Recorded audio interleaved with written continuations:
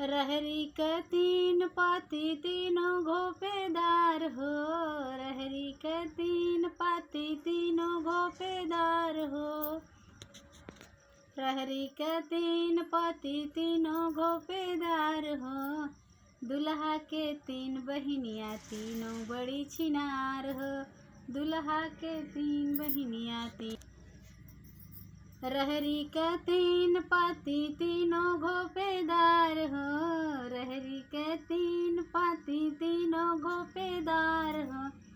दुल्हा के तीन बहिनिया तीनों बड़ी छिनार हो। दुल्हा के तीन बहिनिया तीनों बड़ी छिनार हो।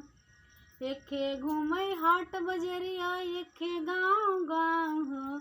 एखे घूमई हाट बजरिया एखे गाँव गाँव हो।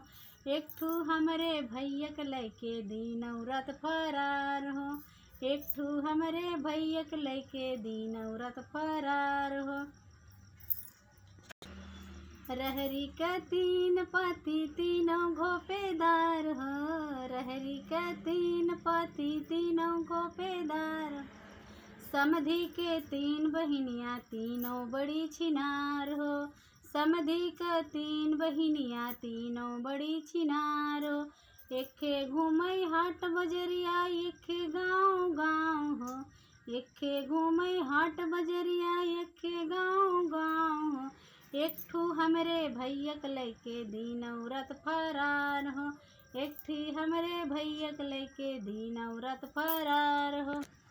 रहरी के तीन पाती तीनों घोपेदार हो। रहरी के तीन पाती तीनों घोपेदार हो।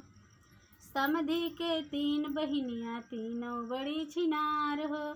समधी के तीन बहिनिया तीनों बड़ी छिनार हो। एक ठू घूमई हाट बजरिया एखे गाँव गाँव हो। एखे घूमई हाट बजरिया एखे गाँव गाँव हो।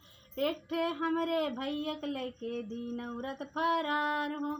एक ठू हमरे भैया के लइके दीनौ रात फरार हो। रहरी के तीन पाती तीनों घोपेदार हो। रहरी के तीन पाती तीनों घोपेदार हो। अगुआ के तीन बहिनिया तीनों बड़ी छिनार हो। अगुआ के तीन बहिनिया तीनों बड़ी छिनार हो। एक ठे घूमई हाट बजरिया एखे गाँव गाँव हो। एक ठे घूमई हाट बजरिया एक ठे गाँव गाँव हो। एक ठू हमरे भैया के लइके दीनौ रात फरार हो। एक ठू हमरे भैया के लइके दीनौ रात फरार हो। अगुआ के तीन बहिनिया तीनों बड़ी छिनार हो।